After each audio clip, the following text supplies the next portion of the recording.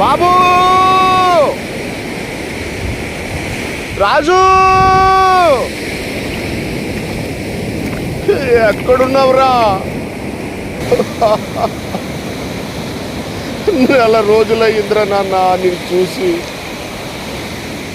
నీ స్నేహితులేమో ఇక్కడ ఈత కొడుతూ మునుగుతూ ఆడుకున్నామని అంటున్నారు. అందరూ ఒడ్డుకు వచ్చేసారు కదమ్మా, ఇక లోపలే ఉండిపోయావేంట్రా నాన్న? ఇక చాలేరా బాబు, వచ్చేయరా ఒడ్డుకు.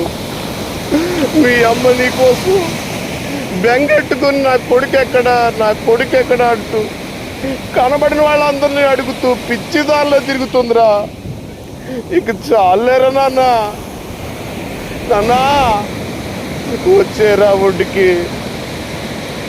నాన్న రాజు, నువ్వు 10వ తరగతి పాస్ అయితే మన ఊర్లో ఉన్న దేవుళ్ళందరికీ మొక్కులు చెల్లించుకుందామని అనుకున్నా.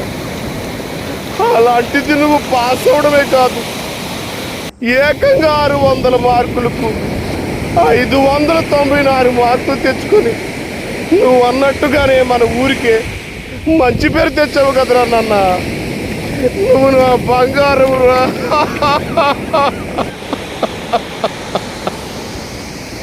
నాన్న నువ్వు అనేవాడు గుర్తుందిరా నాన్న. అమ్మ, ప్రైవేట్ స్కూల్లో అయితే చాలా డబ్బులు అవుతాయి, అది మీరు ఇలా కడతారు నాన్న. అందుకే నేను గవర్నమెంట్ స్కూల్లోనే చదువుకొని మంచి మార్కులు తెచ్చుకొని గొప్పగా చదివి మీ కష్టాలన్నీ తీర్చేస్తారని. నాన్న నీకోసం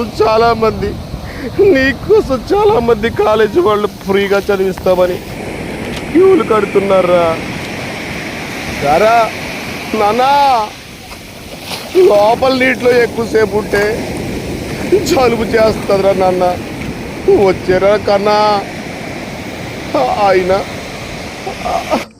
నువ్వు చేసిన పనేం బాగాలేదురా నాన్న. నీ ఫ్రెండ్ కన్నా ఒక్క మార్కు తగ్గిందని అలా సముద్రం మధ్యలోకి వెళ్ళి అలి కూర్చుంటావట్రా.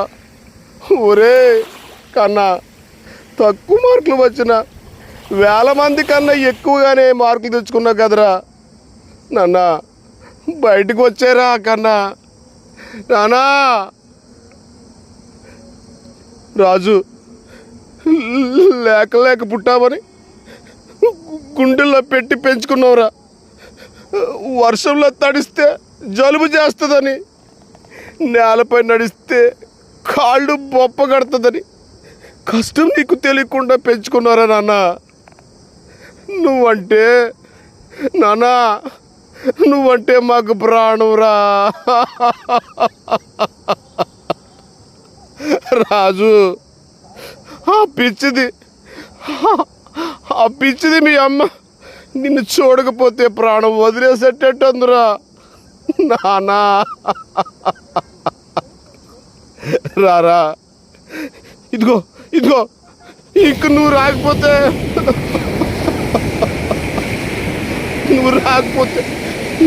నేనే లోపలికి వచ్చేస్తా. ఏమనుకుంటున్నావో ఏమో.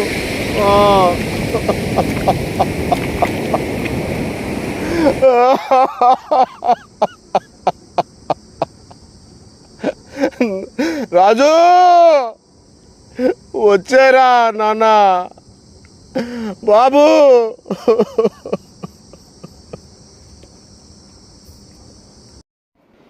ఆ తండ్రి ఘోష సముద్ర అలల హోరును దాటనూ లేదు, దాటినా తన కొడుకు వద్దకు చేరనూ లేదు, చేరినా తన బిడ్డ ఒడ్డుకు రావడం అనేది జరగనూ లేదు.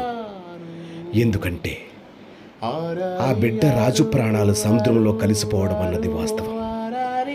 ఆ పిచ్చి తండ్రి చేతుల మీదుగానే దహన సంస్కారాలు జరగడం అన్నది వాస్తవం. అయినా కొడుకు మీద ఉన్న పిచ్చి ప్రేమ, మరపురాని ఆ కన్న ప్రేమ, తన కొడుకు ఇంకా బ్రతికి ఉన్నాడని పిచ్చి ఆశ, ఇదిగో ఇలా రోజు సముద్రపు ఒడ్డుకు నడిపిస్తూనే ఉంది.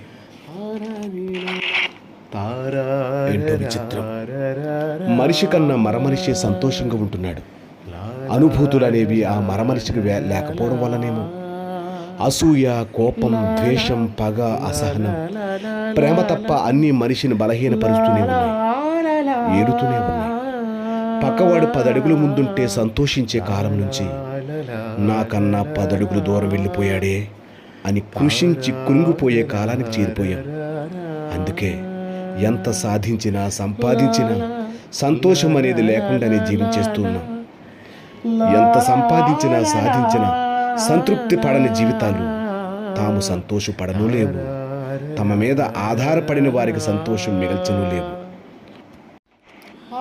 రాజులాంటి పిల్లలకు తెలివితేటలు ఒక్కటే కాదు, సంతృప్తితో ఉండడం కూడా నేర్చుకోవాలి. లేకుంటే ఇదిగో ఇలా తమ జీవితాలు అర్ధాంతరంగా ముగిసిపోవడమే కాదు, తమ మీద ఆధారపడినటువంటి తల్లిదండ్రులకు గర్భశోకం మిగల్చవలసి వస్తుంది. బైక్ మీద వెళ్ళేవాడు కారులో వెళ్ళేవాడితో పోల్చుకొని అసూయ పడిపోవడం కాదు, కానీ సైకిల్ మీద వెళ్ళేవాడితో పోల్చుకొని సంతృప్తి పడడం నేర్చుకోవాలి.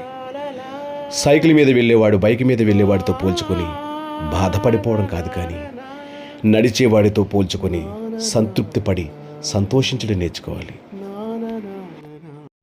యథార్థంగా జరిగిన సంఘటనకు చెల్లించి చేసిన ఈ ప్రయత్నం మీ రమణ కానేటి తెలుగు ఉపాధ్యాయులు, జిల్లా పరిషత్ ఉన్నత పాఠశాల తేటగుంట.